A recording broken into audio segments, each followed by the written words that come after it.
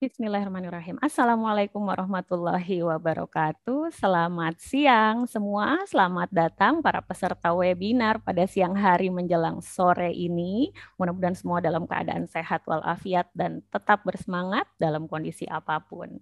Nah, Bapak, Ibu, dan juga saudara-saudari sekalian, perkenalkan nama saya Dr. Yudit Rahmadiah dari Autoimun Indonesia. Pada hari ini, webinar ini diselenggarakan sebagai bentuk kolaborasi dari Ikatan Psikologi Klinis dengan Autoimun Indonesia. Teman-teman semua dan juga Bapak Ibu sekalian, kita memahami bahwa sebagai penyandang autoimun, salah satu gejala yang banyak dialami adalah nyeri. Nah, hari ini nih akan dikupas sepertinya ya, nyeri ini seperti apa sih cara mengatasinya dan sebagainya gitu ya, dari sisi psikologi tentunya. Ini hal yang sangat menarik dan mudah-mudahan Bapak Ibu semua bisa stay tune in terus hingga akhir acara.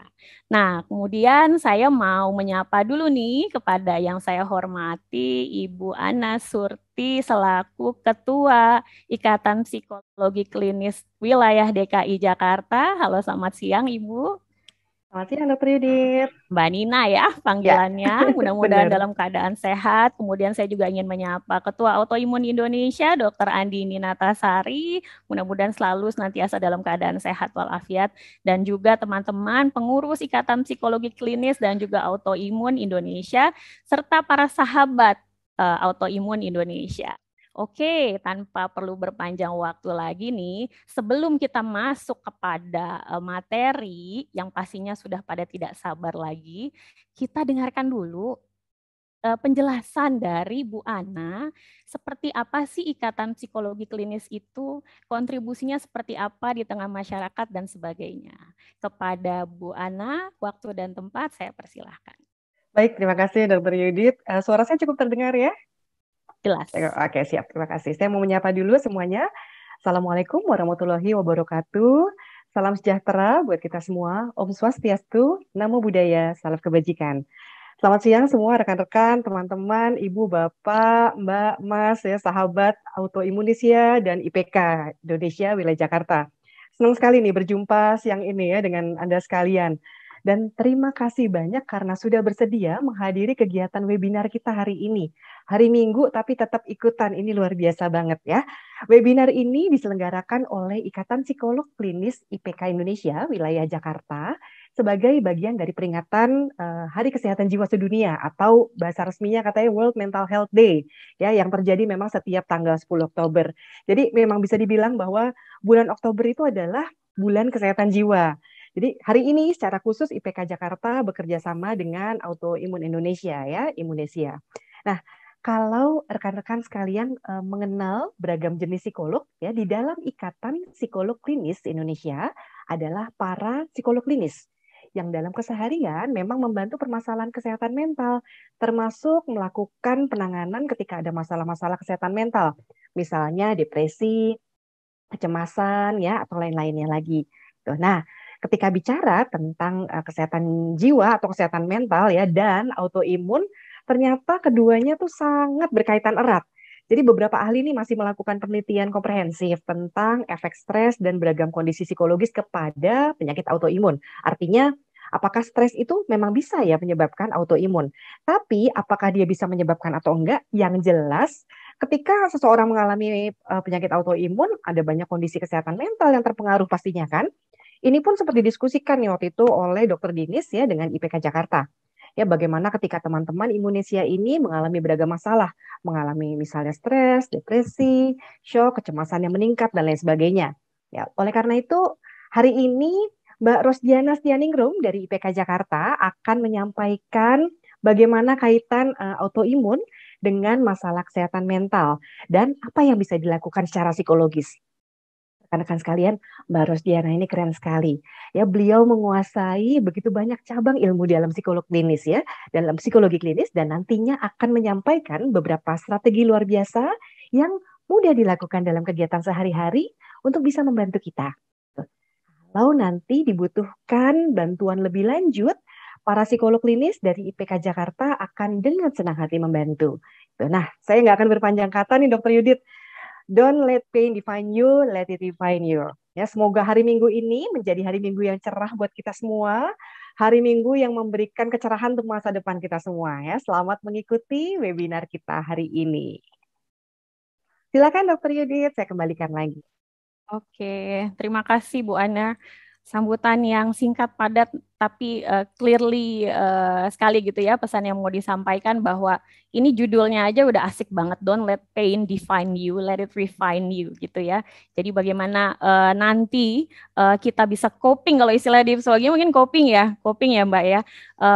Apa ya gejala-gejala yang dirasakan gitu ya. Saya sendiri juga penyandang autoimun nih Mbak Ana, dan betul sekali ya itu depresi, anxiety, itu fase-fase yang kadang-kadang itu tidak seperti sesuatu yang tidak bisa dihindari gitu. Itu luar biasa. Jadi pengen cepet-cepet banget nih dengar informasi dari Ibu Rosdiana atau Mbak Rosdiana sebagai narasumber kita pada siang hari ini. Nah, sebelum kemudian Mbak Rosdiana menyampaikan paparan materinya, saya izin dulu untuk membacakan sedikit dari kurikulum vitae beliau. Mbak Rosdiana Setianingrum, nama panjang beliau. Beliau adalah seorang psikolog lulusan dari Universitas Indonesia dan memiliki 2 gelar master ya. Pertama gelar master tersebut Master of Clinical Psychologist atau psikologi klinis, beliau dapatkan dari Universitas Indonesia Depok. Kemudian yang kedua adalah Master of Health Profession Education University of New South Wales, Sydney, Australia. Beliau lahir di bulan September, baru berulang tahun rupanya, di tanggal 30. Tahunnya apakah boleh disebutkan? Nanti kita tanyakan langsung kepada Mbak Rosdiana. Beliau sudah menikah dan memiliki 2 orang putri. Mbak Rosdiana ini memiliki interest ya atau ketertarikan khusus itu khususnya pada wanita dan juga perkembangan anak-anak. Wah, ini bagus banget ya. Dan beliau juga ketertarikan beliau terhadap bidang tersebut juga diekspresikan melalui berbagai media, baik media cetak maupun elektronik. Pengalaman beliau selama praktek klinis itu sudah lebih dari 15 tahun di area konseling, assessment terapi, dan juga anak-anak berkebutuhan khusus. Wah, luar biasa banget nih Mbak Rosdiana. Pekerjaan beliau adalah co-founder untuk 3 aktivitas, yaitu MS School and Wellbeing Center, kemudian co-founder juga untuk Zone Therapy Center, dan co-founder di Heart Springs Therapy Center. Ini banyak sekali, luar biasa aktivitas beliau. Dan beliau pada tahun 2015, Mbak Rosdiana, mendapatkan The Best Inspiring People Award. Wow, dan juga di tahun yang sama beliau menerima Sri Kandi Award, dan pada tahun 2017 kembali mendapatkan Sri Kandi Award. Wow, so ini banget ya, inspiring banget. Nah, beliau juga menulis ada 3 buku. Yang pertama judulnya Not So Perfect Mom, itu tentang parenting di tahun 2015. Kemudian Better and Better di tahun 2016 dengan temanya Women Empowerment. Dan kemudian 40 is the New 20. Wow, ini tentang Women Empowerment juga. Dan juga beliau memberikan kuliah, beliau adalah pengajar di James Cook University Singapore sebagai seasonal lecturer. Kemudian beliau juga mengajar di Fakultas Psikologi Universitas Indonesia. Wah, luar biasa. Baik, tanpa kemudian berpanjang kata lagi, karena kalau dibacakan sepertinya bisa sampai malam, karena banyak sekali nih aktivitas dan juga prestasi beliau. Baik, mungkin saya langsung sapa saja. Selamat siang, Mbak Rosdiana. Oke, terima kasih Dr. Yudit. Teman-teman, hari ini saya senang sekali mendapatkan kesempatan untuk bisa berbagi mengenai mental health untuk kita yang tanpa mungkin tanpa kita sadari atau tiba-tiba gitu ya kita terkena atau menjadi penyandang sebuah penyakit autoimun ini cukup dekat dengan kehidupan saya karena beberapa sahabat saya itu penyandang autoimun, termasuk partner saya di salah satu ini atau apa namanya tempat terapi tersebut gitu. Jadi kalau beliau ini saya ingat nih beberapa tahun lalu beliau suka cerita gitu, kok saya kalau bangun tidur tangannya kaku semua ya gitu, terus kok kayaknya badannya susah gitu digerakkan. Terus saya bilang udah periksa lah gitu kan, cobalah dicek yang benar ada apa gitu. Terus akhirnya setelah ngecek cukup lama, terus dia suatu pagi bilang gini, ternyata gue autoimun gitu. Dia terkena ke sendi-sendi gitu. Sekarang udah beberapa tahun dia mengkonsumsi obat yang disarankan oleh dokter dan syukurlah kondisinya cukup baik gitu. Ada juga seorang sahabat saya itu dia penyandang lupus. Udah lama kalau itu penyandangnya. Jadi sejak dia kuliah berarti udah 20 tahun ada kali ya. Oke. Terlihat ya. Ya. Tadinya saya mau bikin judul sesuai dengan topiknya kita nih. Cuman kok panjang banget gitu ya. Terus saya teringat sahabat saya ini, saya baru ngobrol sama dia ini 2 minggu lalu, terus salah satunya itu tiba-tiba dia tercetuslah mengenai autoimunnya, dan satu kalimat dia ini nih yang buat saya tuh sangat berkesan. Dia bilang, saya sudah berdamai. Saya sudah berdamai dengan diri saya sendiri dan saya sudah berdamai dengan lupus saya. Itu yang dia bilang. Jadi dia bisa lebih santai, dia bilang dia bisa lebih enjoy, dan sekarang dia sedang berusaha untuk mengatur makannya supaya lebih sehat hidupnya gitu. Karena saya sangat terkesan dengan pembicaraan kami itu, makanya judulnya hari ini saya tulis ini, berdamai dengan diri. Berdamai dengan diri, berdamai dengan kondisi kita. Ya, kalau misalnya nih teman-teman sekalian, kita bicara soal emosi. Mungkin nggak cuma di Indonesia ya, di negara Asia ini, kita tuh kayaknya, kalau dokter Yud biasa nggak ya, kita tuh nggak boleh terlalu banyak beremosi gitu. Ya, jangan suka marah-marah, ya kan, harus lebih sabar. Semua orang sabar, maksudnya gini, jadi kakak pertama, saya anak pertama, harus selalu ngalah buat adik katanya gitu ya. Kalau adik harus selalu baik sama kakaknya. Kalau misalnya jadi perempuan harus sabar menghadapi ya orang-orang lah, terutama nanti pasangan dan anak-anak. Kalau suami harus sabar terhadap istri. Pokoknya kayaknya kita itu diminta untuk selalu memberikan emosi yang baik gitu ya, selalu menunjukkan emosi yang baik, sampai kita itu sering merasa bahwa punya emosi yang negatif itu tuh jelek. Ya kan, kayaknya aduh saya ini kok kenapa ya gitu, kenapa ya saya kok kurang sabar, kenapa saya kurang ini itu gitu. Padahal kan ya kalau misalnya memang karakternya begitu ya memang begitu juga gitu ya. Memang harus belajarnya justru harus kita manage gitu. Sebetulnya semua orang itu merasakan emosi yang kuat saat kita mengalami satu peristiwa yang nggak menyenangkan. Nggak menyenangkan ini apapun lah. Ya, bisa jadi misalnya kecelakaan, bisa jadi misalnya tragedi gitu ya. Dan kalau menurut saya terutama pada saat kita tiba-tiba divonis menyandang sebuah penyakit yang harus umur-umur kita sandang gitu kan, berarti memang akan ada di kita terus gitu. Sudah pasti kita merasakan emosi yang kuat.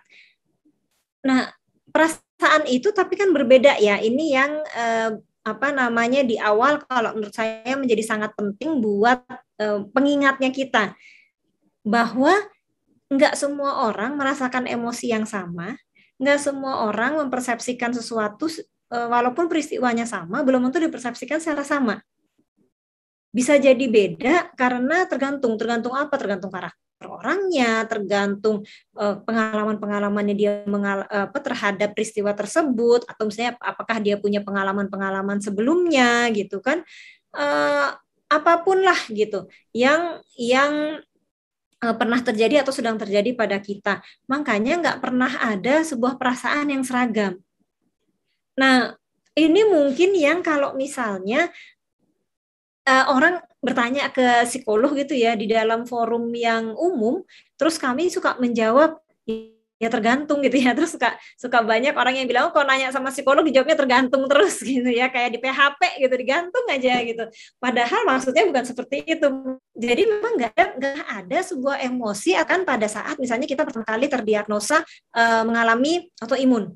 Apa yang kita rasakan pada saat misalnya dokter sudah bilang bahwa oke, keadaan kita sudah stabil. Apa yang kita rasakan pada saat kita mulai seperti teman saya gitu ya, sudahlah gitu ya, kondisi saya memang begini, saya harus jaga, harus maintain supaya dia tetap baik.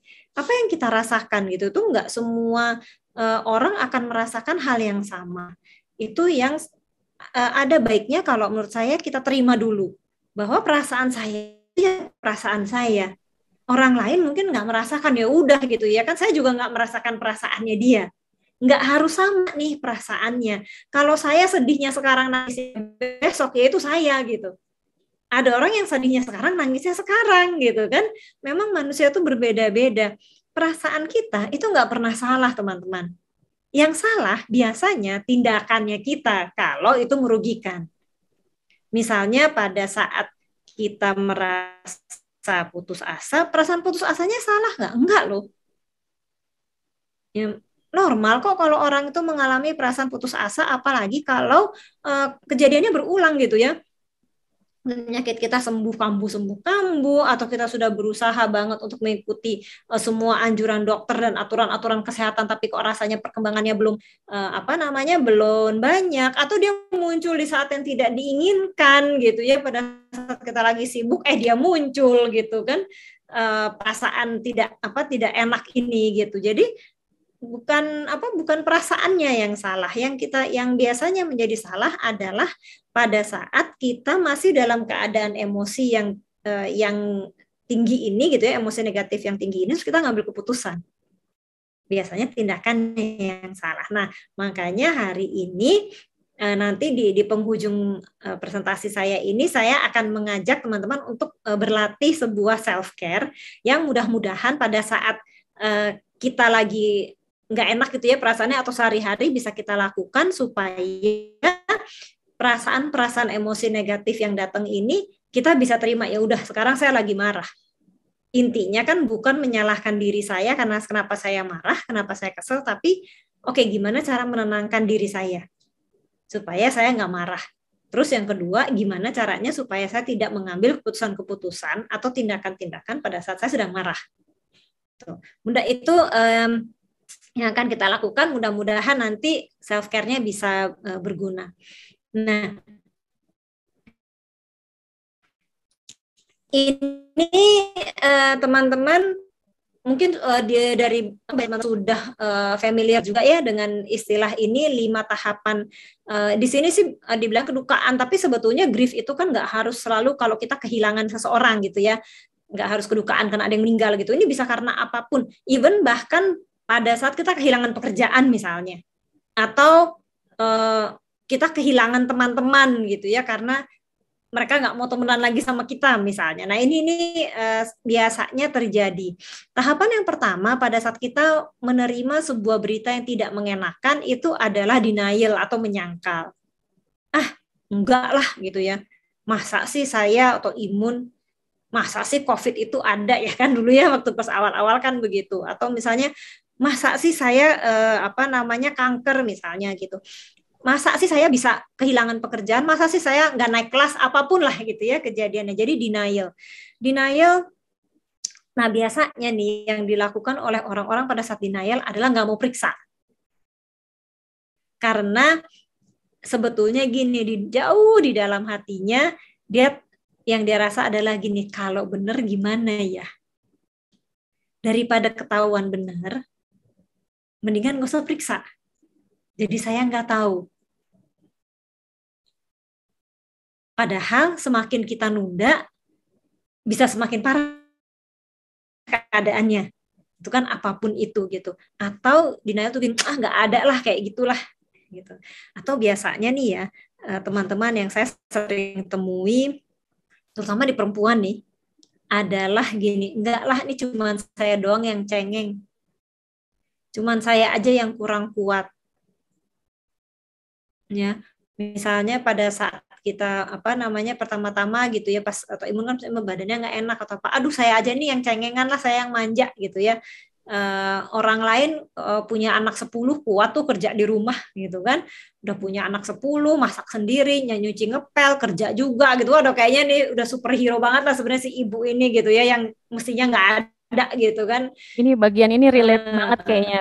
Jadi teringat di masa-masa itu ketika baru denial ya. Iya kan ya Dokter Yudit ya, Mas, ini Iya, iya, kenapa? iya. Apalagi kalau misalnya kita tuh tenaga kesehatan gitu kan ya. Betul, betul. Mm-mm. Itu sama Dokter Yudit kalau psikolog lagi stres gitu tuh denialnya gede banget tuh gitu. Nggak mungkin, saya setiap hari udah self care gitu kan ya. Temen psikolog banyak, harusnya nggak stres gitu. Padahal kan bisa aja gitu kan itu terjadi gitu. Kenapa uh, ya orang hidup kita bisa mengalami lah segala sesuatu gitu kan kalau diizinkan sama Tuhan ya. Nah, fase denial ini nih yang nggak tahu berapa panjangnya nih biasanya, dan di sini nih sebetulnya saat-saat yang cukup kritis ya, karena semakin sebetulnya kita bisa menyelesaikan fase denial ini dan kita cari kebenarannya emang kitanya ini kenapa dan apa yang bisa kita lakukan, maka paling enggak kondisi kita itu udah ketahuan kenapa itu, supaya dia tidak berlarut-larut gitu kan. Kalau misalnya stres akhirnya nggak jadi depresi misalnya gitu ya, karena kita sudah mendapatkan pertolongan yang seharusnya. Nah, sesudah misalnya kita selesai di masa denial dan kita sudah periksa nih, biasanya kita marah. Kenapa saya? Emang saya salah apa? Padahal ya nggak salah ya.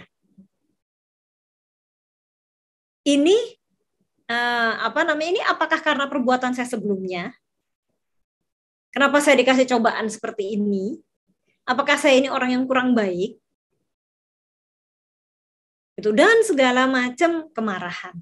Jadi teman-teman, kalau pada saat kita tahu dan kita jadinya marah, nggak usah jadi tambah marah sama diri sendiri. Karena biasanya ya yang terjadi pada saat kita marah terus nih, yang kan kalau di film-film kartun zaman dulu kan suka ada yang di kanan kiri kita tuh ya, yang satu lagi marah, terus yang satu bilangnya tuh gini,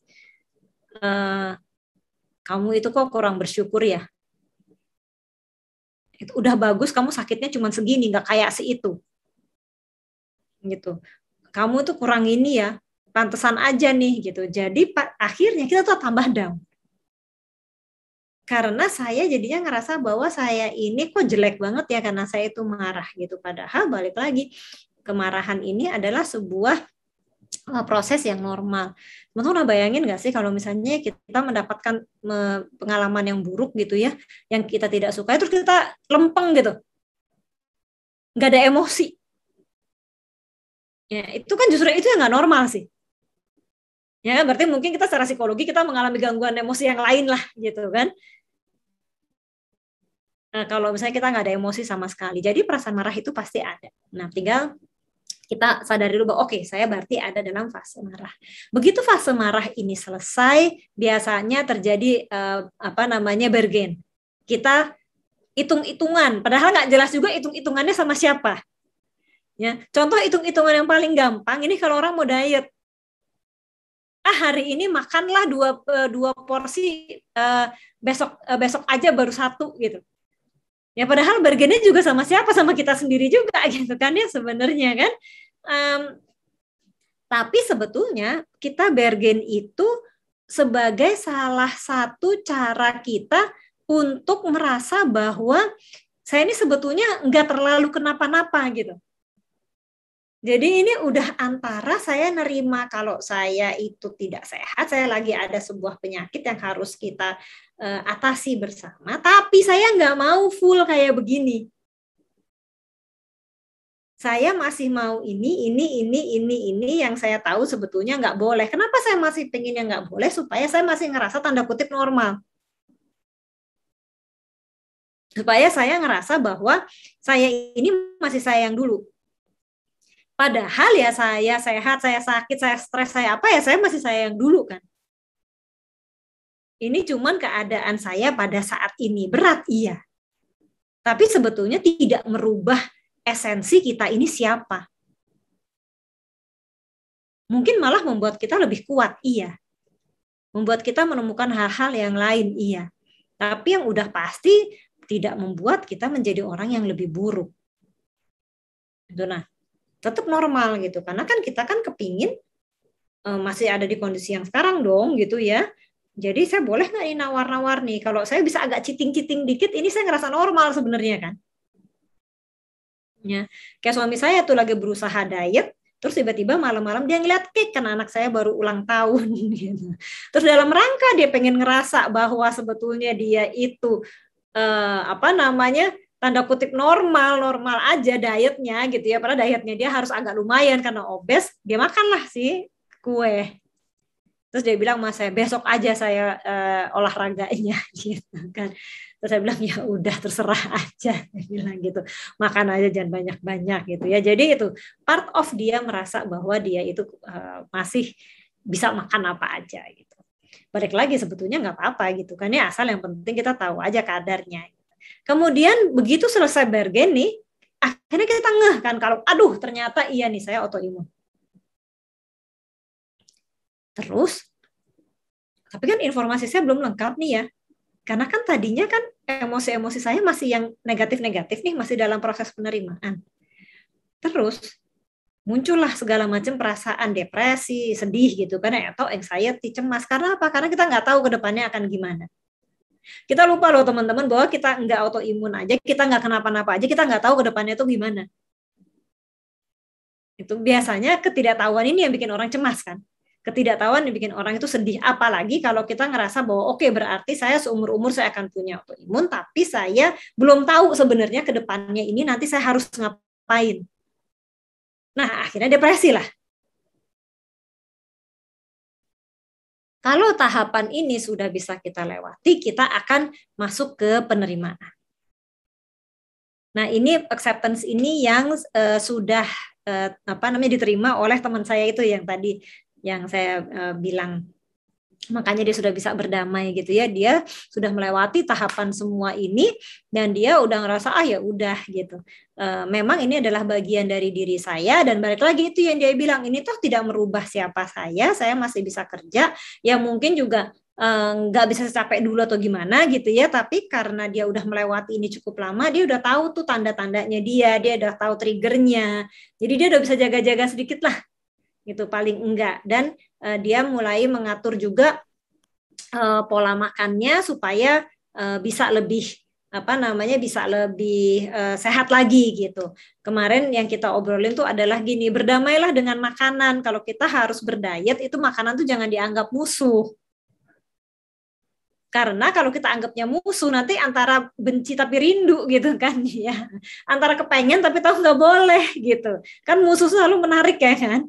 Nah kalau kita berdamai, kita ngerasa bahwa oke, makanan tuh ya nggak apa-apa gitu ya, cuman makannya aja in moderation gitu kan, yang kalau misalnya kita berkonsultasi ke dokter gizi pasti akan diberitahu lah mana yang mestinya porsinya segimana gitu kan ya, pada saat itu rutin kan harusnya nggak kenapa-napa gitu. Nah pada saat kita sudah mencapai di sini, maka enggak berarti bahwa kita jadi nggak stres ya teman-teman, tapi akan bisa di manage. Orang selalu bilang ini, memangnya kalau misalnya kita punya kesehatan mental yang baik itu kita nggak bisa stres? Ya bisa aja gitu ya, orang selama masih bisa hidup ya masih stres, masih anxious, iya pasti gitu. Cuman bedanya adalah kita tahu tanda-tandanya. Lebih bagus lagi kalau kita tahu triggernya gitu kan ya. Jadi kita bisa menghindari, kita tahu tanda-tandanya, dan kita tahu gimana handle-nya. Supaya kita nggak masuk ke depresinya, atau misalnya anxiety yang udah sampai dalam gitu. Itu bedanya sebetulnya. Nah, kalau menurut jurnal, memang autoimun itu rentan mengalami kecemasan dan depresi. Ya, ini dari jurnalnya Psychiatric Manifestation of Autoimmune Disorder, dari beliau ini David Weiss, Jaldun, namanya susah bener ya, Robert House, Thomas Beresford tahun 2005. Jadi memang dari lama juga ada berbagai penelitian mengenai ini.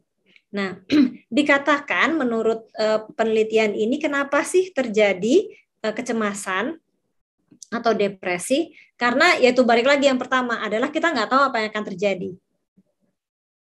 Nah, teman-teman, kalau misalnya kita nggak tahu apa yang akan terjadi, jadi gimana dong cara yang paling efektif atau paling gampang lah untuk mengatasi? Cari tahu gitu sebenarnya. Ya kan, cari informasi gitu. Karena di antara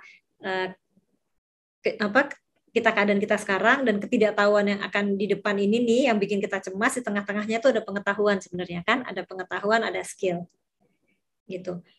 Karena kita omongannya kan tentang psikologi, saya nggak usah bicara soal keimanan lah ya gitu ya, itu ada di ranahnya masing-masing gitu. Tapi pada saat kita punya skillnya, pada saat kita punya knowledge-nya, mudah-mudahan sebenarnya anxiety depresinya karena ketidakpastian yang akan terjadi ini bisa lebih turun sebetulnya.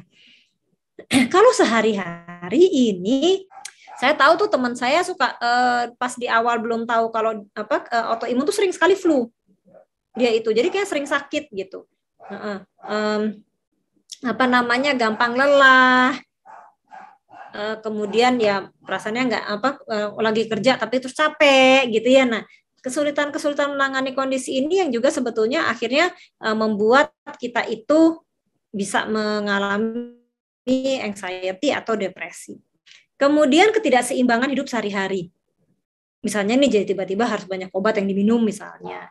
Atau tiba-tiba tadinya jadwal rutin tuh adalah pergi main, sekarang jadwal rutin adalah periksa ke dokter. Ya, jadi ada yang kita rasa bahwa aduh kita tuh nggak seimbang gitu. Saya nggak tahu nih ya teman-teman ya, biasanya badan kita tuh nunjukin loh kalau kita sudah merasa kita nggak seimbang. Kelihatannya gimana? Kitanya nggak seimbang.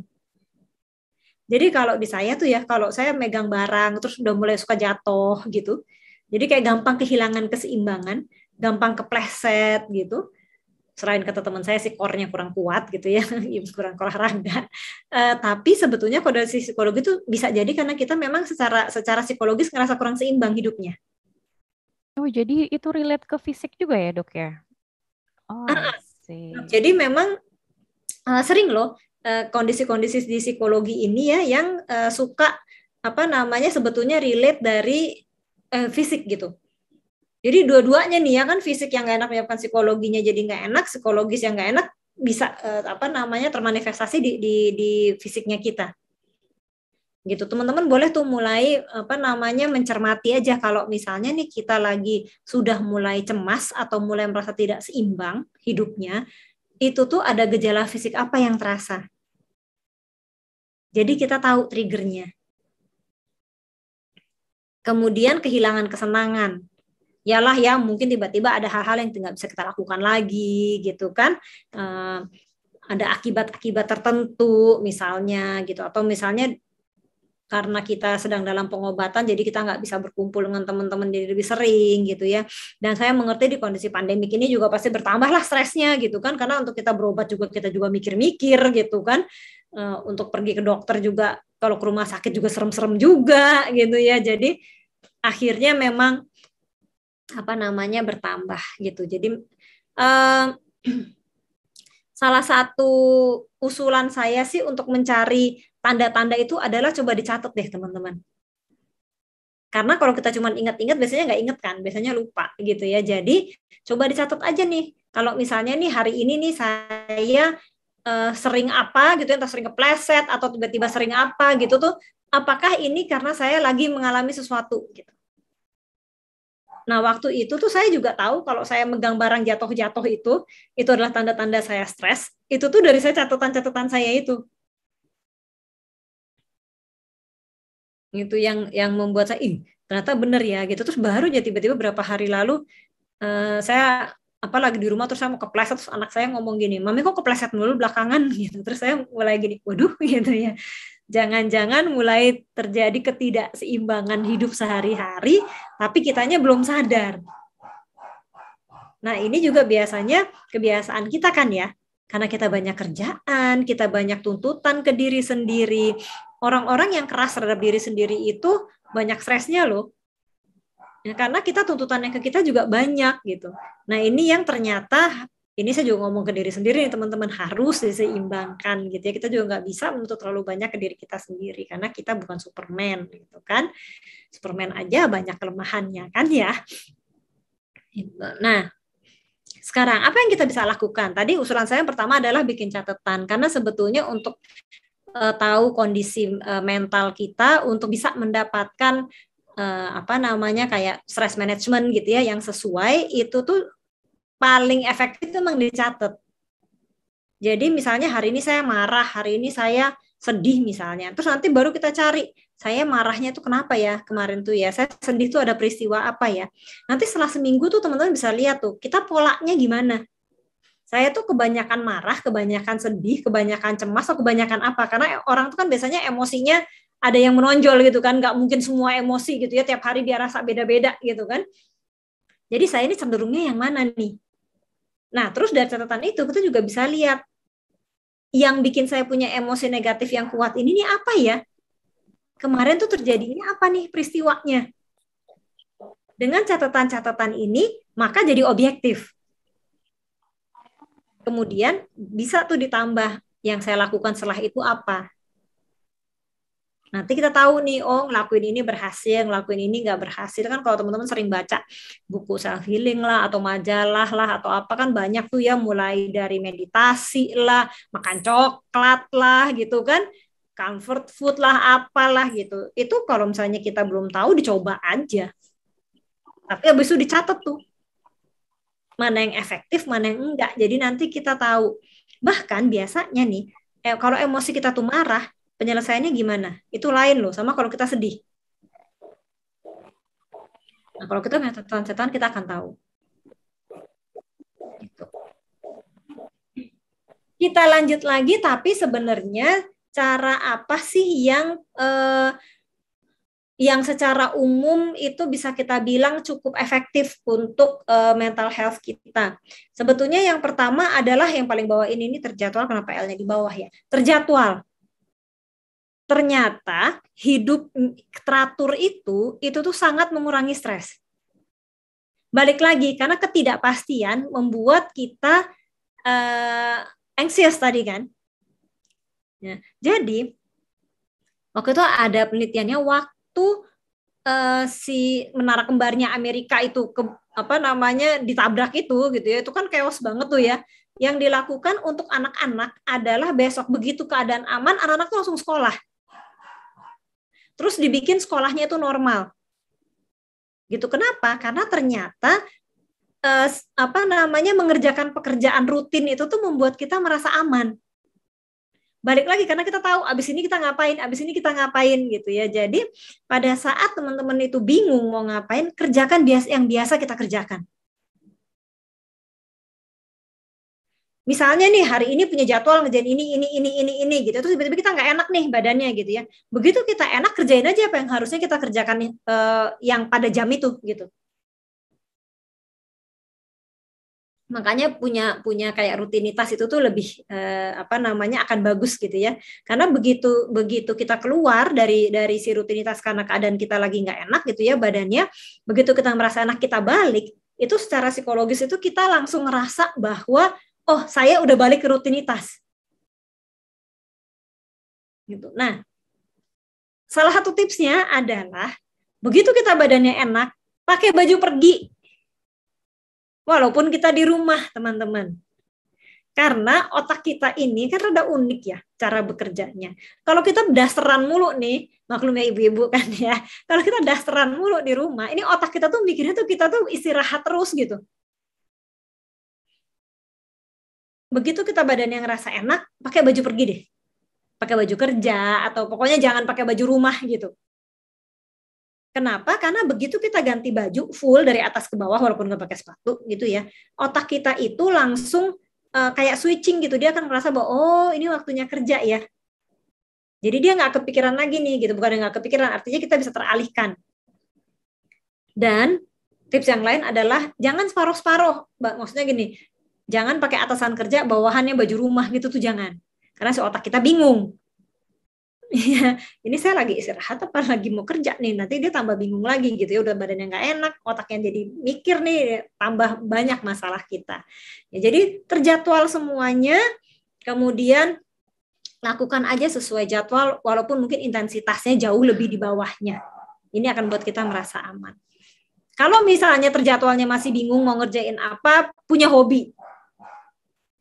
Punya hobi ini tentu saja baik sekali gitu kan, supaya kita ini ngerasa bahwa saya ini masih bisa melakukan hal-hal yang emang biasanya saya bisa lakukan. Kemudian olahraga. Nah, olahraga ini mungkin tricky ya, mungkin olahraga dengan kondisi kita. Ya, mana yang boleh kita lakukan olahraganya, mana yang enggak gitu kan ya. Nah, ini yang kita juga harus tahu. Kemudian terkoneksi. Terkoneksi ini ternyata pada saat kita tetap merasa bahwa kita ini punya teman-teman atau punya lingkungan yang mendukung, maka kita juga akan terus merasa bahwa kita ini berarti. Termasuk teman-teman, salah satu penelitian itu menunjukkan bahwa keberhargaan kita gitu ya, itu tuh akan terjaga kalau kita ternyata melakukan hal-hal yang baik untuk orang lain. Nah, Indonesia ini kan katanya nomor 1 nih ya, rakyatnya murah hati, maksudnya banyak membantu kegiatan sosial. Nah, punya kegiatan sosial atau punya kegiatan yang membantu orang lain itu membuat kita itu merasa bahwa kita tuh berharga. Bahwa hidup saya itu ada artinya. Dan ini bahkan lebih besar daripada perasaan saya ini berharga untuk anak-anak saya, untuk seorang ibu. Kan sering dibilang bahwa seorang ibu itu yang paling berharga tuh anak-anaknya gitu ya, pokoknya dia bagaimana dia masih bisa berfungsi di rumah. Ternyata berfungsi untuk orang lain itu tuh jauh lebih bisa membuat kita punya tekad hidup yang kuat. Gitu. Dan kemudian tentu saja ada self healing atau self care-nya yang bisa kita lakukan sehari-hari. Nah, kemudian apalagi yang bisa kita lakukan? Ada nih beberapa penelitian tentang autoimun yang saya temui, ternyata sama dengan semua kondisi ya, punya banyak info hoax itu bikin kita tambah stres. Ya, nah, beruntung nih teman-teman kan ada di organisasi ini ya, Autoimun Indonesia ini, udah ketuanya dokter gitu kan ya, pengurus-pengurusnya dokter, jadi kan informasinya nggak mungkin hoax ya teman-teman ya gitu. Jadi carilah sumber-sumber info yang percaya. Kebetulan juga ada di komunitas yang baik, yang memang selalu mendukung, ya memang selalu perlu lah, karena kita manusia kan nggak hidup sendiri gitu ya di dunia ini gitu. Jadi memang punya komunitas itu penting. Kalau bisa adanya dukungan keluarga dan dukungan lingkungan itu juga penting. Salah satunya kalau menurut saya adalah, ini saya baca juga nih, salah satu pertanyaannya tuh ada gimana untuk tempat kerja gitu ya. Memang harus ada informasinya sih teman-teman ke tempat kerja itu, karena kalau enggak orang nggak tahu kan. Ya, saya belum pernah ngasih informasi mengenai autoimun di tempat kerja, tapi pengalaman saya waktu itu pernah saya memberi informasi tentang disleksia. Jadi kejadiannya saya memberikan training sertifikasi. Nah, di ujung training sertifikasi ini untuk karakter gitu ya, di ujung training ini karena dia sertifikasi internasional, jadi kan harus ada ujian dan ada presentasi. Nah, ada satu peserta, beliau ini coach, itu tuh di awal langsung bilang sama saya, Bu, saya ini disleksia. Boleh nggak saya dapat ujian yang caranya beda? Karena kalau dia harus baca, kan lama banget gitu ya. Saya bilang, oh boleh Pak. Nanti saya akan minta ketua kelasnya untuk bantu Bapak. Jadi nanti pada saat ujian Bapak akan di luar, di ruangan tersendiri, nanti dibacain ya Pak soalnya. Gitu. Nah, waktu kejadian itu peserta pada nanya loh, teman-teman. Emangnya apa sih disleksia itu? Emangnya harus sampai kayak begitu? Ya, karena bapak-bapak semua kan ya satu ruangan gitu ya. Harus banget tuh sampai dibacain soalnya gitu. Nah, jadi waktu itu saya sempat tuh menerangkan tentang disleksia itu, ini loh kliennya tuh gini. Yang beliau alami itu gini. Nah, begitu selesai saya berikan informasi, itu semua pada gini, oh gitu. Terus kalimat selanjutnya ada gini, hebat juga ya dia bisa jadi trainer ya. Gimana tuh ya dia mengatasi itu gitu. Nah, seringkali orang menjudge karena nggak tahu kan. Ya, jadi memang ada baiknya kalau di tempat kerja ini diberikan informasi. Triksnya kalau menurut saya sih teman-teman, tipsnya kalau memberikan info ke tempat kerja itu berilah info ke orang yang memang punya punya powernya, dan yang ngasih info itu orang yang juga punya pengetahuannya, supaya si orang-orang kantor ini nggak ngerasa bahwa halah itu cuma bikinan-bikinan lo doang kali gitu. Karena kan dia yang ini posisinya nggak tahu sama sekali nih gitu ya. Dan balik lagi nih, bukannya apa-apa gitu. Kita kan terbiasa dari kecil nggak boleh ngeluh kan. Ya nggak boleh lebay gitulah ibaratnya ya. Nggak boleh ngeluh, nggak boleh capek gitu. Aduh capek nih, salah lo kerjanya capek kan gitu ya biasanya kan orang-orang gitu. Jadi yang memberikan info ini juga harus orang-orang yang memang secara background bisa lebih diterima gitu. Nah balik lagi nih, kalau menurut saya waktu Indonesia kan udah kuat nih organisasinya gitu ya, bisa juga mungkin kalau misalnya punya teman-teman kerja atau atasan gitu, boleh tuh diajak ikutan kalau ada info session gitu ya, supaya mereka juga melihat bahwa oh ya memang sampai ada organisasinya kok gitu ya, berarti kan ini benar. Begitupun dengan keluarga dan lingkungan. Waktu ayah saya terdiagnosa Alzheimer, itu juga saya mengajak adik saya dan ibu saya untuk ikutan tuh seminar-seminar tentang Alzheimer, karena kalau nggak kan mereka nggak tahu. Kok marah-marah sih gitu, kok udah makan lupa sih gitu. Emangnya kita nggak ngasih makan gitu ya, itu kan karena tidak tahu gitu. Jadi bolak-balik tuh dikasih informasinya. Kira-kira seperti itu. Nah ini ada mulai nih ya, kita masuk tips-tips sedikit untuk apa yang kita bisa lakukan. Pakai dulu punya kita nih teman-teman. Yang pertama, ini yang sering saya lakukan, ini saya selalu lakukan nih tiap hari nih. Pakai 5 indera yang emang kita udah punya. Penglihatan, pendengaran, penciuman, perabaan, perasa, touch.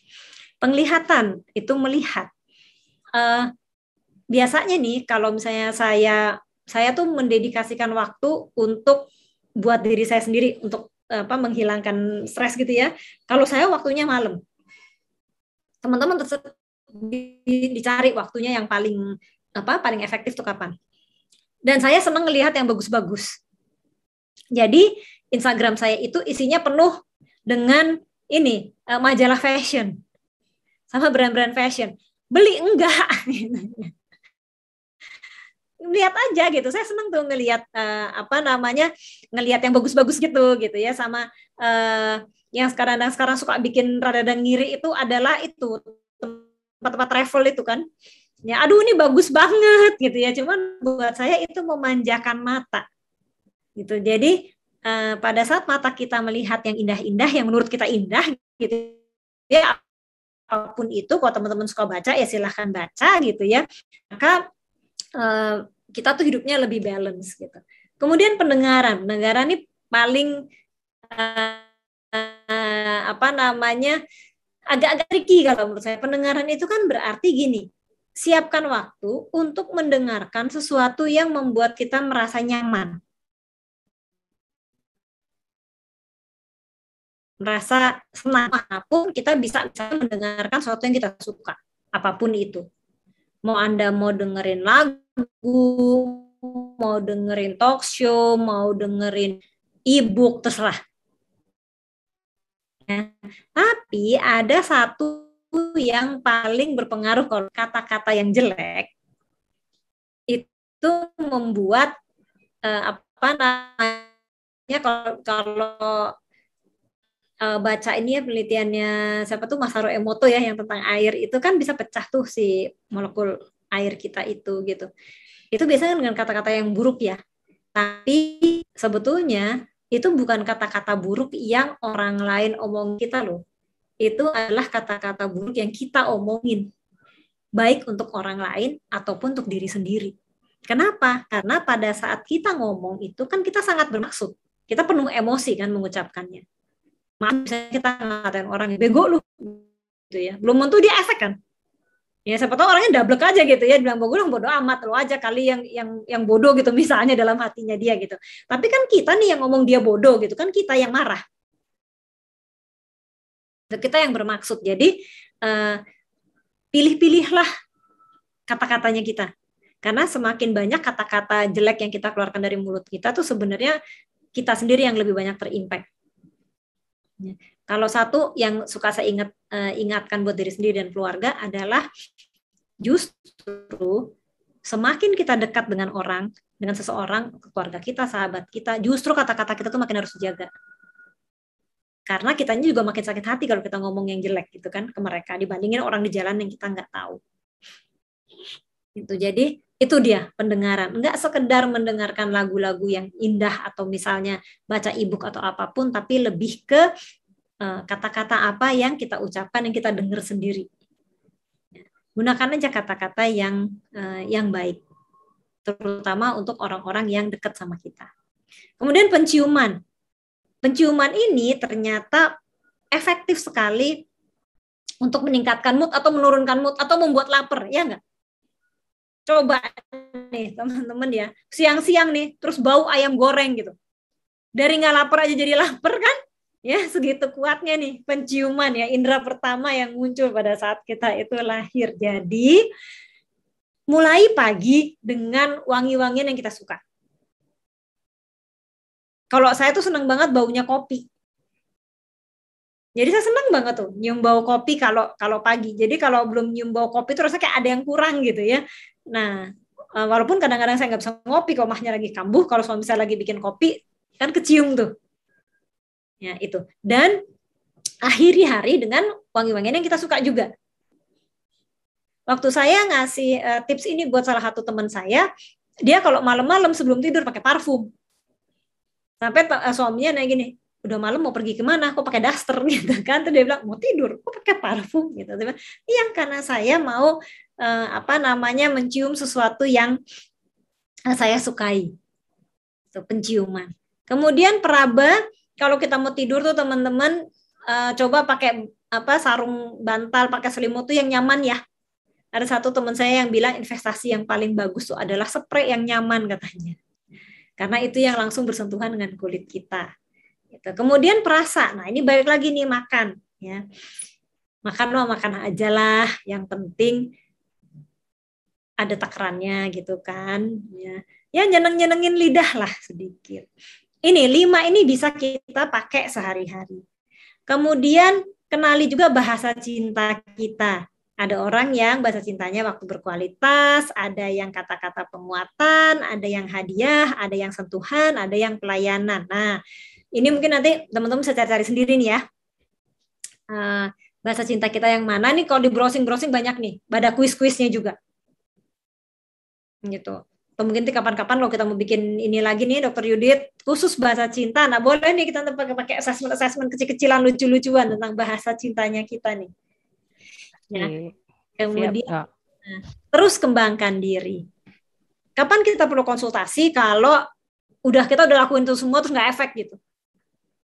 Ya, atau udah sangat ganggu, nggak bisa makannya kebanyakan, nggak bisa tidurnya kebanyakan, nggak bisa beraktivitas, capek terus, atau misalnya sering paniknya attack gitu ya, kayak nggak bisa napas gitu. Nah, itu berarti kita sudah butuh bantuan yang lebih ahli. Nah, kita langsung latihan aja, Dr. Yudit.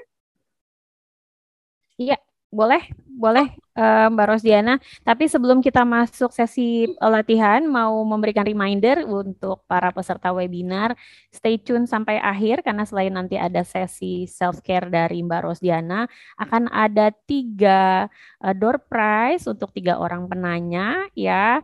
Ini asik banget loh Mbak, door prize-nya essential oil. Waduh, nah itu pas tadi ya. Cium-cium ya, penciuman tadi ya, yang nyium wangi yang enak-enak ya. Ini nanti jadi harus stay tune terus nih para peserta webinar supaya bisa dapat door prize menarik untuk 3 orang penanya terbaik nanti. Oke. Ya, silahkan. Ayo kita langsung masuk ke sesi self care. Wah, saya juga kayaknya udah nggak sabar nih. Ya, ini yang akan saya kenalkan adalah gabungan antara dua, yaitu antara Jinshin Jitsu dan EFT energy. Ya, nah Jinshin Jitsu ini simple banget. Dia tuh cuma menggenggam gini caranya. Digenggam, gak usah dipijat-pijat dan gak usah kenceng-kenceng. Ya, jadi biasa aja gini. Ya, kalau misalnya kita latihan, ini sih saya usulkan tuh setiap malam. Setiap malam pegang masing-masing jari kira-kira sekitar 2-3 menit. Jempol kita itu untuk rasa khawatir, telunjuk ini untuk takut, jari tengah itu kemarahan, jari manis ini kesedihan, kemudian jari kelingking ini untuk kalau kita kayak capek atau ngerasa kita udah berusaha terlalu keras gitu ya. Nah, jadi masing-masing ini kita pegang selama sekitar 2-3 menit, terus terakhir gini. Gitu. Ini efektif banget, teman-teman sekalian, boleh kalau kita rutin lakukan ya, nanti kita akan punya feeling sendiri tuh, saya masih mau megang yang ini lebih lama, yang ini lebih sebentar gitu ya. Kenapa 3 menit di awalnya ya, karena kan kita baru gitu ya, jadi mendingan samain aja lah kira-kira 3 menit gitu ya. Nah, ini nanti akan saya gabungkan dengan EFT energi, itu tuh tapping ini ya. Nah, gimana cara tappingnya nih teman-teman? Kalau misalnya memungkinkan sinyalnya, boleh dibuka kameranya nih supaya bisa saling melihat ya. Jadi saya juga bisa bantuin lihat. Saya mau kasih tahu dulu titik-titiknya ya teman-teman ya. Tapping itu kita pakai 2 jari gini. Terus prinsipnya itu kita tap gini aja. Ya, kok usah kenceng-kenceng gitu ya, tersakit ya, biasa aja gitu. Ya, tepuk aja dengan lembut. Prinsipnya adalah kita nepuknya itu sekitar 5 atau 7 kali. Kecuali nanti yang terakhir. Ya. Jadi yang pertama, titik yang pertama ini adalah di sini di ubun-ubun. Jadi nanti kita akan tap 7 kali gitu ya. Kemudian yang kedua adalah di sini nih. The third eye. Ya, here. Di sini. Kemudian lanjutnya lagi di sini nih di ujung alis ya.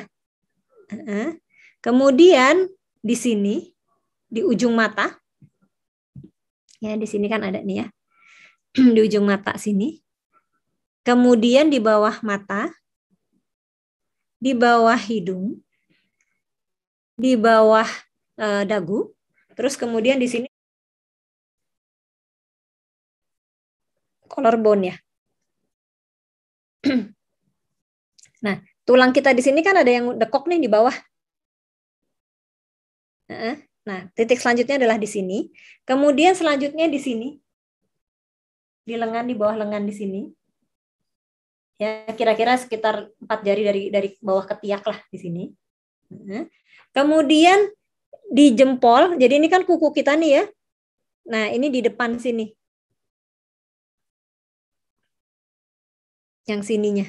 Yang luar. Jadi kalau kita gini ya, yang ini, yang sini. Yang sebelah kirinya. Jadi jempol kiri, telunjuk, jari tengah, jari manis, jari kelingking, kemudian terakhir ini. Nah, yang ini 15 kali. Gitu ya. Kata-katanya adalah pada saat pertama, nanti tahapannya gini, kita akan lakukan Jinshin Jutsunya dulu, nanti masing-masing kita nggak usah terlalu lama deh, sekitar 30 detik aja, setengah menit gitu ya. Kemudian kita akan taruh tangan kita di sini, di dada sebelah kiri, kemudian kita akan bilang, walaupun saya pernah, nah ini adalah kata-kata negatif kita, perasaan emosi negatif kita. Misalnya, walaupun saya pernah depresi, saya mencintai diri saya apa adanya. Nah, kemudian kita tapping. Waktu kita mulai tapping, sebelum kita tapping, kita itu sebutkan kata-kata pendeknya dulu. Jadi misalnya kita depresi tadi ya, depresi. Depresi, terus kita tap 7 kali. 2, 3, 4, 5, 6, 7. Depresi, 2, 3, 4, 5, 6, 7. Depresi, 2, 3, 4, 5, 6, 7. Terus sampai di sini. Kemudian lakukan itu 3 kali berturut. Nah, baru yang terakhir kita gini lagi, saya sebutkan kata-kata positifnya. Kita coba ya teman-teman ya. Sekarang ya kita kayaknya keburu nih, kita latihan full. Oke, silahkan tarik nafas dulu, siap-siap. Silahkan kita mulai dari Genggam tangan. Oke. Tutup aja matanya. Kita santai aja sambil nafas, teman-teman. Kita mulai jempol dulu ya. Oke, silahkan. Ya, tarik nafas, tutup matanya, genggam jempolnya. Sampai saya minta Anda untuk pindah ke jari telunjuk. Nafas.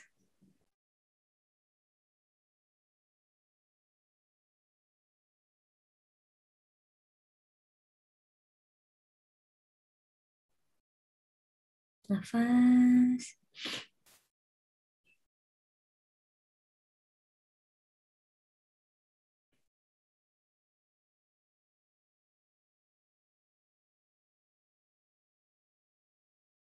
Oke, pindah ke jari telunjuk.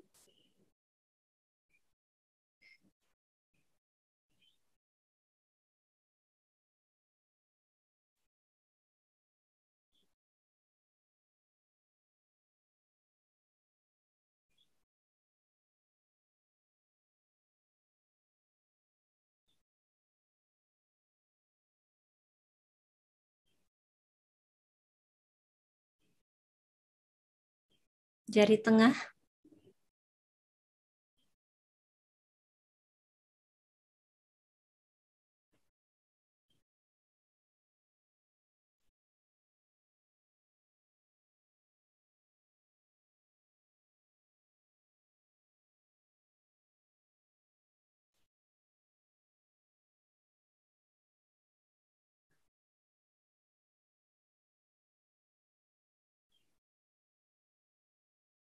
Jari manis.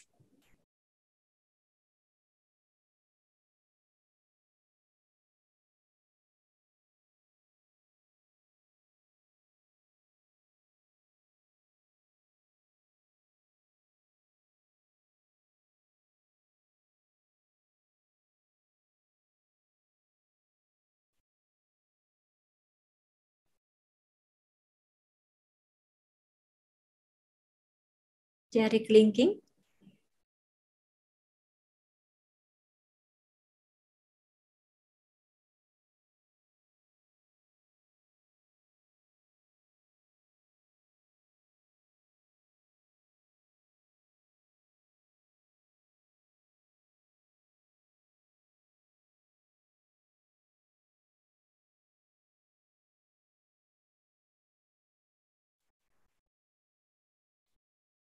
Oke, tengah-tengah telapak tangan.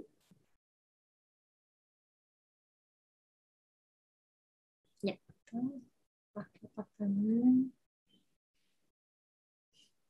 Nafas.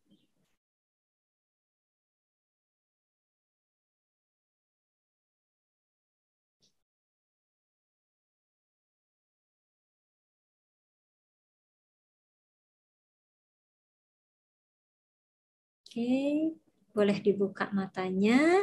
Kemudian taruh tangan kita seperti ini di dada kiri.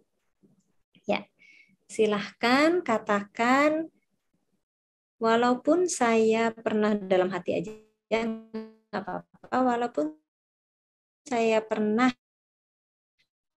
mencintai diri saya apa adanya. Sekali lagi, walaupun saya pernah, saya mencintai diri saya apa adanya. Oke, kita mulai tappingnya dengan 2 jari. 7 kali. Sekarang kita ke ini, third eye. Ya. Tap 7 kali. 1, 2, 3, 4, 5, 6, 7. Ujung mata, sebutkan 2 kalimat negatif, kata negatifnya jangan lupa. 1, 2, 3, 4, 5, 6, 7. Ujung mata. 1, 2, 3, 4, 5, 6, 7. Bawah mata. 1, 2, 3, 4, 5, 6, 7. Bawah hidung. 1, 2, 3, 4, 5, 6, 7. Tulang sini 1, 2, 3, 4, 5, 6, 7. Bawah lengan 1, 2, 3, 4, 5, 6, 7. Jari jempol 1, 2, 3, 4, 5, 6, 7. Telunjuk 2, 3, 4, 5, 6, 7. Jari tengah. 3, 4, 5, 6, 7. Jari manis. 4, 5, 6, 7. Jari kelingking. 2, 3, 4, 5, 6, 7. Di sini. Ya. Ya.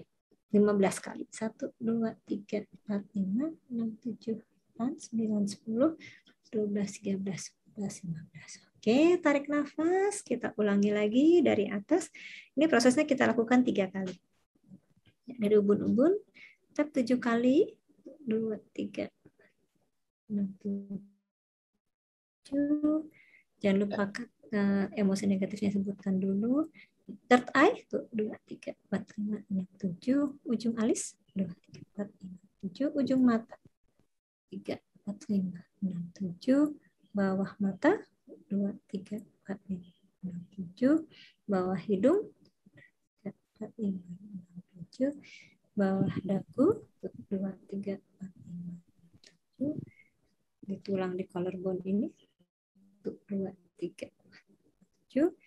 Di bawahnya lengan, 2, 3, 7. Jempol, 2, 3, 5, 6, 7. Telunjuk, 2, 3, 4, 5, 6, 7. Jari tengah, 4, 5, 6, 7. Jari manis, 2, 3, 4, 5, 6, 7. Jari kelingking, 2, 3, 4, 5, 6, 7. Yang di sini, 2, 3, 4, 5, 6, 7, 8, 9, 10, 11, 12, 13, 14, 15. Oke, terakhir. Ubun-ubun lagi. 2, 3, 4, 5, 6, 7. Third eye. 2, 3, 5, 6, 7. Ujung alis. 2, 3, 4, 5, 6, 7. Ujung mata. 4, 5, 6, 7. Bawah mata. 2, 3, 4, 5, 6, 7. Bawah hidung. 2, 3, 4, 5, 6, 7. Bawah bibir. 5, 6, 7. Di tulang sini, 2, 3, 6, 7. Bawah lengan, 2, 3, 4, 5, 6, 7. Jempol, 2, 3, 4, 5, 6, 7. Telunjuk, 2, 3, 4, 5, 6, 7. Jari tengah, 2, 3, 4, 5, 6, 7. Jari manis, 2, 3, 4, 5, 6, 7. Jari kelingking, 2, 3, 4, 5, 6, 7. Yang di sini, 3, 6, 7, 8, 9, 10, 11, 12, 13, 14, 15. Oke, tarik nafas. Taruh lagi tangan kita di dada. Kemudian sebutkan satu emosi positif yang kita rasakan. Misalnya, saya bahagia atau saya tenang, ulangi 3 kali. Misalnya, saya tenang, saya tenang, saya tenang. Oke, kalau sudah boleh tarik nafas, kemudian kalau sudah siap boleh dibuka matanya perlahan-lahan. Oke, kira-kira seperti itu. Dok, kalau misalnya mau minum silahkan, soalnya kadang-kadang suka ngantuk dia misalnya. Bener, apalagi tadi habis menjemin mata ya. Alhamdulillah nggak bablas ketiduran. Iya, abis gini biasanya jadi lebih rileks. Rileks, iya betul, jadi lebih rileks. Iya, kesehatan itu kan more than state of mind ya, bukan hanya sekedar kita nggak sakit, tapi sebetulnya the holistic well-being kita. Kita bisa menerima diri kita apapun keadaannya dan kita bisa tetap berkarya terus untuk kehidupan kita. Baik, terima kasih teman-teman semua. Semoga tadi berguna ya latihan self healingnya. Kalau self healing itu kan nggak kayak minum Xanax ya dok, ya langsung tenang gitu. Tapi kalau kita lakukan ini setiap hari secara rutin, mudah-mudahan kita akan lebih tenang. Jadi apapun emosi negatif yang kita rasakan, teman-teman bisa latihan dulu itu si EFT-nya itu dan JSD-nya, baru setelah tenang barulah kita mengambil keputusan untuk hal-hal yang harus kita lakukan. Seperti itu. Okay. Terima kasih, Dok. Aduh, Masya Allah, keren banget ini. Saya sendiri juga merasakan enak ya. Sesudah itu rasanya lebih rileks, lebih lebih tenang gitu. Itu kita rutin setiap hari itu sehari berapa kali atau ketika kita merasakan emosi yang negatif aja, Dok? Mbak. Kalau EFT itu kan gini, kalau EFT itu kalau emosi negatifnya lagi kuat banget tuh, Dok. Ya, Tapi kalau si JSJ ini sih saya sarankan tiap hari ya, sebelum tidur oke. aja gitu. Itu tuh biasanya kalau kita jadi susah tidur, biasanya tidurnya jadi lebih enak. Oh, oke, I see. Berarti khusus untuk jari-jari tadi itu kalau Rutin bisa aja, di rutin ya, setiap hari rutin aja sebelum setiap tidur. sebelum tidur. Kalau misalnya sempat pagi juga sebelum ini bangun tidur. Nah, tadi kan kita ngomong rutin tuh ya, rutin kan membuat Mm-mm, kita merasa tenang tuh. betul. Seandainya kita memang punya rutinitas untuk oke, malam sebelum tidur kita JSJ dulu gitu ya, 3 menit 3 menit. Tapi misalnya Mm-mm. setiap 2 hari sekali kita mau EFT gitu, itu tuh akan membuat kita jadi tenang juga sih karena kita ngerasa ada rutinitas. Ya, oke. Berarti boleh boleh dilakukan pada saat rutin, tetapi tips intinya ketika karena tadi ya mungkin ada kondisi ketika kita overwhelmed dan sementara kita harus mengambil keputusan, bisa kita EFT dulu begitu ya, Mbak Diana ya, supaya kita juga jangan sampai salah mengambil tindakan. Itu luar biasa. Terima kasih banyak Mbak Diana, sesi sharingnya luar biasa, betul-betul membuka wawasan dan juga memberikan inspirasi. Ini pertanyaan dari saya pribadi itu banyak banget, tapi nggak boleh ya. Saya kan sebagai moderator harus memilih pertanyaan dari peserta. Ini udah banyak. Saya pernah ke psikiater 2 kali, kemudian dikonsultasikan oleh dokter spesialis saraf. Karena ada gangguan cemas berlebih yang menyebabkan sulit tidur dan mudah lupa, tapi hanya 2 kali kontrol ke bagian psikiatri. Kemudian sudah lama tidak kontrol karena merasa tidak secemas dulu, sudah bisa tidur dengan nyenyak dan juga jarang merasa lupa. Namun akhir-akhir ini merasa sangat mudah marah, sedih, dan stres. Apakah ini artinya saya harus kontrol kembali ke psikiater? Oke, silakan aja ya kalau misalnya mau konsultasi lagi ke psikiater, siapa tahu memang dibutuhkan apa namanya entah obat-obatan atau konsultasi yang dibutuhkan gitu ya. Dibikin journaling juga bisa tuh sebagai sambilannya supaya kita tahu sebetulnya yang bikin marah, yang bikin sedih itu apa, supaya dia nggak berulang gitu kan ya polanya. Jadi Ya, kita selesaikan. Bisa dicoba juga loh EFT sama JSJ-nya. Siapa tahu juga bisa membuat lebih tenang. membantu. Oke, ya berarti tadi tipsnya mungkin bisa mulai journaling ya, apa saja yang bisa mencetuskan perasaan-perasaan tadi ya Mbak Diana ya, Apanya ini dicatat. penting kan sebetulnya ya. Ya, ya, ya. Oke. Terkait dengan EFT, tadi juga tapping EFT tadi sudah dijelaskan oleh Mbak Diana ya, kapan saja dilakukannya. Kemudian ada Tangan kanan kiri boleh aja sih sebenarnya. oke. Saya Kalau kelewat pertanyaan itu. Jadi kanan kiri boleh ya? dia kanan kiri boleh, tapi harus konsisten. Jadi kalau kita kanan Oke. kanan terus, kalau kiri kiri terus gitulah. Oh, jadi nggak both sides ya. Jadi kita pilih mau kiri-kiri terus. Ini terus ininya di sini tuh jangan gitu. Jadi kalau misalnya ini di sini, ini di sini, di sini. Tapi kalau dari awal emang di sini, di sini, di sini, ya nggak apa-apa gitu. Ya, Sama si JSJ tadi juga mau tangan kanan atau tangan kiri itu sih bebas aja. oke. Ya, berarti khusus untuk EFT itu hanya satu sisi ya. Jadi tidak boleh berpindah sisi. Pada awal saya autoimun dan setiap hari merasakan rasa sakit. Apakah saya salah?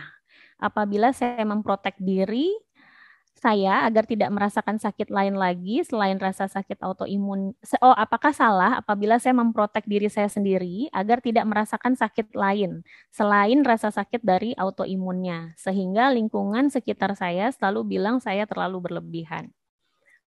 Nggak salah. Gimana? Yang ngerasain kan Mbak ya. Terus kalau misalnya kitanya sakit, karena kitanya menurut orang nggak lebay, terus yang nolongin siapa? Kan nggak ada juga. Ya, jadi nggak apa-apa. Kan kita melakukan hal-hal untuk kebaikan kita sendiri selama nggak ganggu mereka gitu kan ya. Ya. Oke, berarti nggak apa-apa ya Mbak ya. Jadi kita yang lebih memahami kondisi kita, bukan orang lain. Setuju banget. Saya ODS atau orang dengan skleroderma. Skleroderma juga salah satu autoimun dengan keterlibatan paru dan memiliki anak cerebral palsy, DD, kemudian atrial septal defect, ini kelainan jantung ya. Kadang saya merasa minder dengan ibu lain yang perkembangan anaknya lebih signifikan, sehingga ini merasa tidak optimal dalam mengasuhnya. Ya, kemudian bagaimana menanggulangi perasaan bersalah saya? Sebetulnya saya sih memaklumi sekali kalau misalnya pas ada perasaan bersalah itu kan kalau buat ibu-ibu normal ya. apa-apa kita ngerasa bersalah gitu, kita bisa alihkan aja dengan yuk kita cari info aja lah untuk anak kita, yang kita bisa lakukan itu apa. Misalnya kan ini sekarang mau fisioterapi tapi nggak bisa karena masih pandemik gitu ya. Mungkin kita bisa belajar dari apa namanya para terapis atau apa hal-hal yang mungkin kita bisa lakukan di rumah gitu. Ikut seminar-seminar tentang untuk fisioterapis yang awam gitu kan suka ada ya. Atau misalnya ya pelatihan-pelatihan yang lain gitu untuk fisiknya anak, semua kita bisa lakukan kok misalnya di rumah. Jadi kita alihkan aja si perasaan bersalah kita ini ke sesuatu yang gimana sih caranya kita bisa membantu anak kita dalam kondisi yang memang terbatas ini. Oke, jadi mencari solusi ya, dicari solusinya ya Mbak Diana. Itu penting ya supaya kita nggak mikir sendiri kan. Betul, betul. Oke, berarti kalau seandainya belum join ke dalam komunitas, mungkin bisa join ke dalam komunitas orang tua yang punya putra-putri cerebral palsy gitu ya, Mbak ya. Mungkin bisa dapat tips-tips yang bermanfaat. Biasanya mereka banyak juga loh infonya loh dok ya kan? Iya, betul, banyak banget. Kalau di komunitas malah biasanya banyak sekali. Ini pertanyaan masih sangat banyak, tapi ini waktu sudah mau 3:30. Jadi saya mohon izin Bapak Ibu, saya membacakan 2 pertanyaan lagi mungkin ya Mbak Diana, supaya kita juga tidak terlalu selesainya tidak terlalu mundur dari waktu. Bagaimana memotivasi diri sendiri karena sejak autoimun membuat saya berubah 180 derajat. Tadinya aktif, sekarang jadi lemah. Hal-hal kecil buat orang lain kadang menjadi berat buat kita. Pernah suatu ketika memaksakan diri, efeknya jatuh pingsan. Kadang merasa seolah tidak berguna. Ya, bagaimana Mbak Diana? Yang kecil-kecil juga lama-lama berguna kok. Ya, nggak usah ngelakuin yang gede langsung gitu ya. Nggak apa-apa, coba mulai aja pelan-pelan dari hal-hal kecil-kecil yang bisa kita lakukan. Bahkan ya kalau menurut saya ini tadi kan gini, kalau dari penelitiannya kan dibilang ternyata membantu orang lain itu membuat kita tuh semangat hidupnya banyak gitu ya. Dan itu tuh bisa kita lakukan dengan effort yang sedikit loh. Misalnya nge-WhatsApp aja.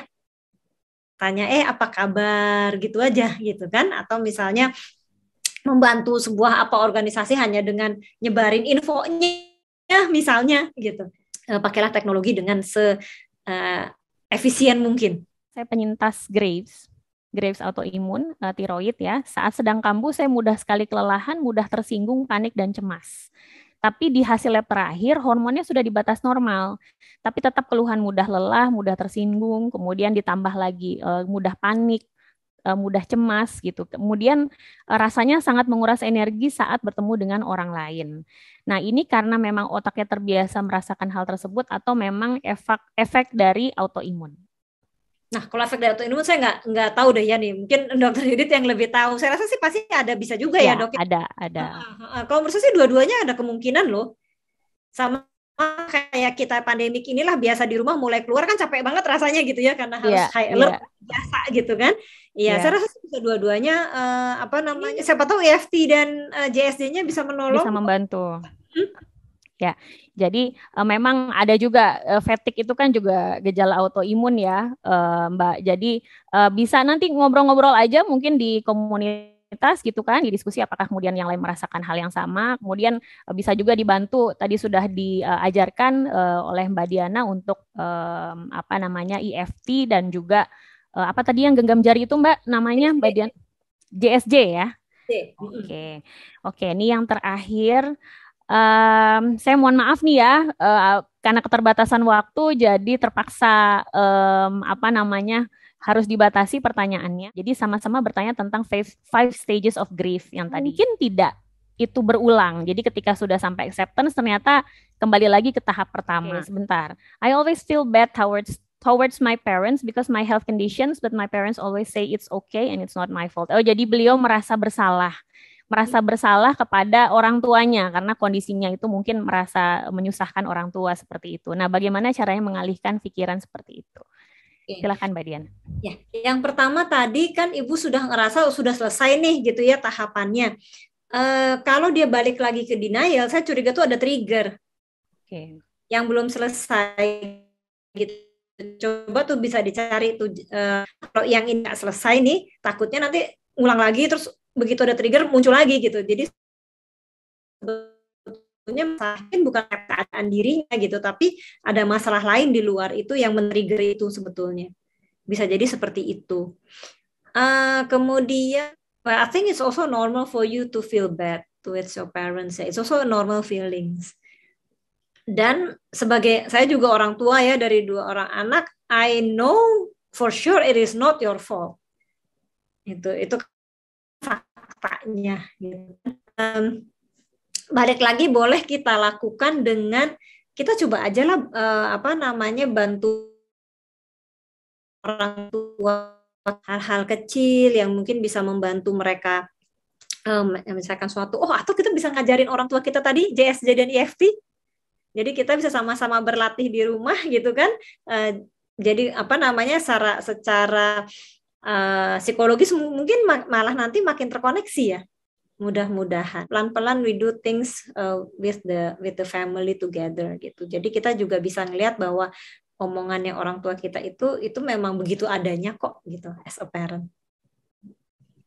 Oke, aduh terima kasih banyak Mbak Diana untuk jawaban-jawaban dari pertanyaan-pertanyaan yang sangat beragam tadi. Kemudian, wow, dari organicsupply.co.id, terima kasih sudah memberikan door prize untuk sore hari ini. Ini dapatnya bukan 1 loh, dapatnya 2 essential oil. Kok jadi pengen juga ya? Bisa nggak? Nggak dapat nih. Nanti kita ngobrol di belakang panggung. Oke, terima kasih banyak kepada para peserta sore hari ini yang sudah memberikan pertanyaan-pertanyaan terbaik dan juga mengikuti webinar ini dengan antusias. Dan terima kasih juga kepada Mbak Rosdiana Setianingrum, narasumber kita yang keren banget hari ini. Sangat bersyukur diberikan kesempatan untuk jadi moderator dan bisa praktek langsung untuk self-care. Dan juga terima kasih kepada IPK, Ikatan Psikolog Klinis Wilayah Jakarta yang sudah mengadakan webinar pada hari ini berkolaborasi dengan Autoimun Indonesia. Wah, ini saya sebagai moderator sekali lagi mengucapkan terima kasih dan kemudian meminta maaf apabila selama menyajikan atau menemani Mbak Rosdiana dalam memaparkan webinarnya ada kesalahan. Mudah-mudahan kita bisa berjumpa lagi di lain waktu dalam keadaan yang lebih baik tentunya dan kondisi yang lebih terkelola secara sehat fisik, mental, dan juga sosial. Dari saya mungkin undur diri dulu. Assalamualaikum warahmatullahi wabarakatuh. Selamat sore.